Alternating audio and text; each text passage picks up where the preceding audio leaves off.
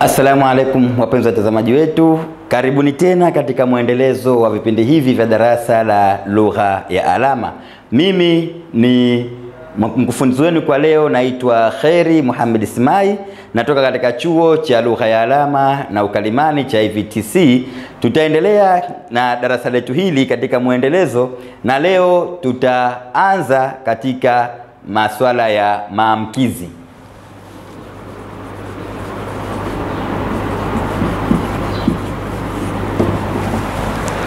Leo tutakuja katika maamkizi. Maamkizi katika lugha ya alama, neno maamkizi inafanyika katika hali kama hii, maamkizi. Ambapo kabla kuendelea mbele, hapa tupo katika kujifunza darasa letu la lugha ya alama. Hii lugha ya alama ni hivi alama yake. Lugha, kwa maana ya lugha, alama yake mikono hii tunaileta hivi. Maana yake kama tumejifunza kule katika nadharia ya lugha ya alama, tumesoma mkono hii alama hii shepu hii, kama tunaikumbuka kule katika nadharia ya lugha ya alama, ambayo shepu hii katika zile hand shape za mikono tunakumbuka kuna mkono mtawanyo, mkono mfungo. Kwa hivyo zile shepu zile ndizo tutakwenda nazo na ndizo kuu zinazotumika katika utoaji wa alama. Kwa hivyo unaweka shepu ya mkono uwe katika hali kama hii na mkono mwingine unakuwa hivi. Baada ya hapo unaweka katika hali kama hii. Ukishaweka hivi, kila mkono unaopeleka na eneo lake. Kwa hivyo hii inakuwa ni lugha. Huipanui mikono, unaifunga hivi, hii inakuwa ni alama ya lugha. Na unapozungurusha hivi, hii ni alama. Kwa hivyo inakuwa lugha, alama. Na tujue tu katika lugha ya alama hakuna viunganishi kama vile ya, wa, na. Viunganishi katika lugha ya alama ni vichache sana kuliko viunganishi katika lugha nyingine. Kwa hivyo unapotoa lugha alama, tayari inasomeka kama ni lugha ya alama. Tukumbuke na turejee katika darasa letu kuzijua zile hand shape au maumbile ya mikono katika kuunda alama. Kule tulikosoma katika vijengeko vya lugha ya alama, au kwa jina la kitaalamu inaitwa parameters of sign language. Kwa hivyo alama ya maamkizi hii ni maamkizi. Na katika maamkizi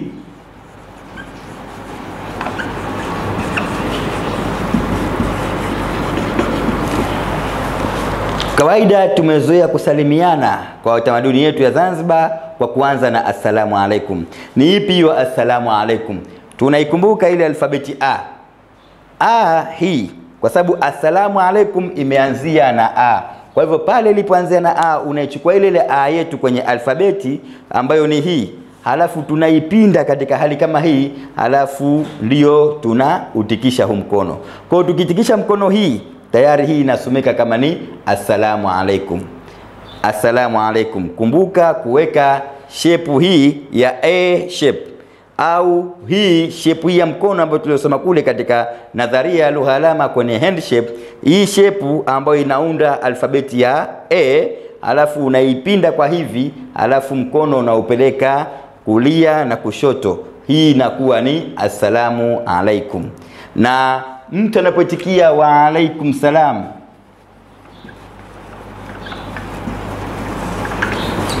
wa alaikum salam ni sawa sawa na ile assalamu alaikum ambayo nayo unaleta vile vile. Hii ni wa alaikum salam.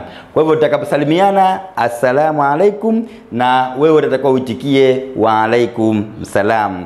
Kwa hivyo hapa tayari itakuwa nimeshasalimiana kwa kutumia yale maamkizi ya mwanzo tunayoanza kwa kupitia tamaduni yetu sisi wa Zanzibari, na matamaduni sana kwa wale ambao ni Waislamu, kwa kutakiana amani, assalamu alaikum, na tunaitikia wa alaikum salam. Na tukiendelea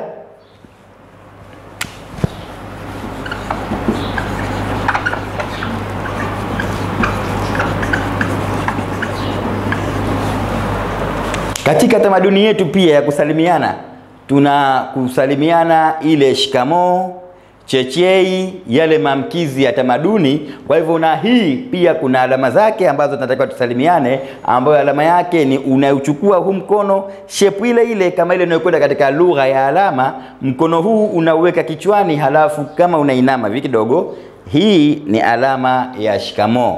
Shikamoo au alama ya chechei. Kwa hivyo ukifanya alama hii tayari umeshatoa alama ya kumsalimia mtu kwamba ni shikamoo au chechei, kama tulivyozoea kwamba hii hutoa yule mdogo kumsalimia mtu aliyemzidi kiumri, ambayo hii ni shikamoo, chechei, alama yake inakuwa ndio hiyo hiyo. Na vipi katika kurejea au kuitikia?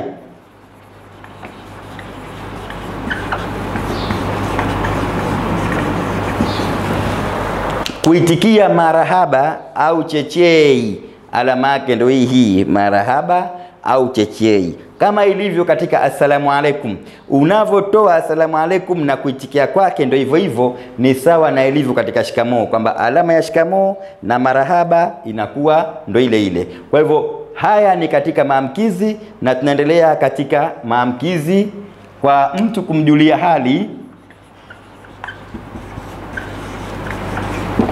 kumuuliza mtu habari yako.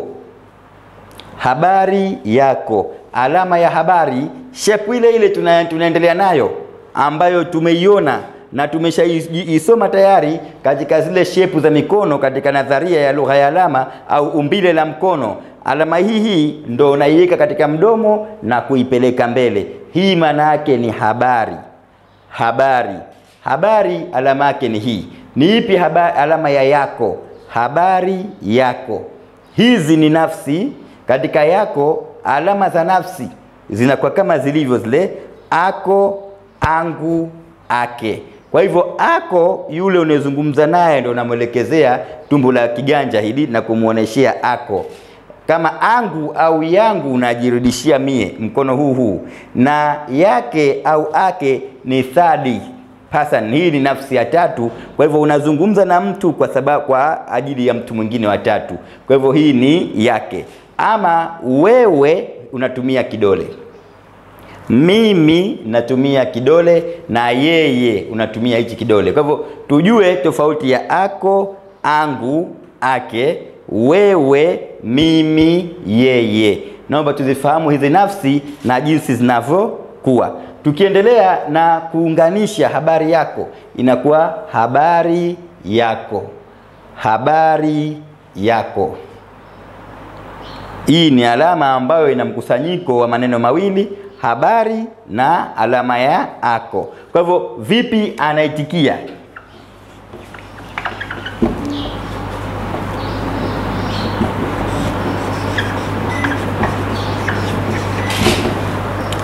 Mnaweza kaitikia kwa kusema nzuri, au mwingine anaweza akasema mbaya. Alama ya nzuri, tunaikumbuka hii shape ya mikono yetu. Sasa tunaweka shape hii kufanana kama alama inafanana na F. Unaivuta hii ni nzuri. Nzuri. Na kama tunavyokumbuka lugha ya alama zaidi, nyenzo kuu ni mkono, mdomo na paji la uso. Kwa hivyo hata paji la uso lionyeshe kama kweli ni nzuri, maana utabasamu kuonesha kwamba habari yako ni nzuri. Nzuri.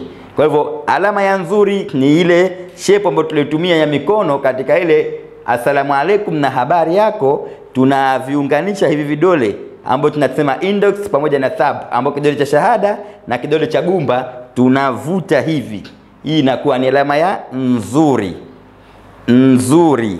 Lakini alama ya mbaya, hii na alama mbili. Unaweza ukatumia mbaya au ukatumia mbaya. Hili dole la gumba baada ya kulinyosha juu unalielekezea chini. Hii ni mbaya. Kwa hivyo habari yako utajibu nzuri au unaweza ukajibu mbaya. Mbaya hii au mbaya hii, yoyote unaweza ukatumika na inasomeka kama ni mbaya. Kwa hivyo hapa ni katika habari yako na majibu yake. Kwa hivyo kuna jingine, unaweza kumuuliza mtu hujambo, au kamuuliza mzima. Vipi utamuuliza mtu kwa lugha ya alama hujambo? Unapotoa alama ya hujambo, jua kwamba unaunda shape ya hii mikono miwili kuweka halafu mikono unaiweka hivi. Baadaye unapeleka ndani ya box la lugha ya alama hujambo. Hii ni alama ya hujambo. Maana lazima uoneshe kama wewe ni hujambo. Hujambo. Kwa hivyo unapomuuliza kiziwi hujambo, unapoweka mikono hii na unaelekezea hivi, halafu unaingiza ndani mikono hujambo. na alama ya mzima zote zinafanana. Kwa hivyo kumuuliza mtu hujambo au kumuuliza mzima, yote alama inakuwa ni moja. Na majibu ya alama hiyo, mtu atakujibu kwamba sijambo.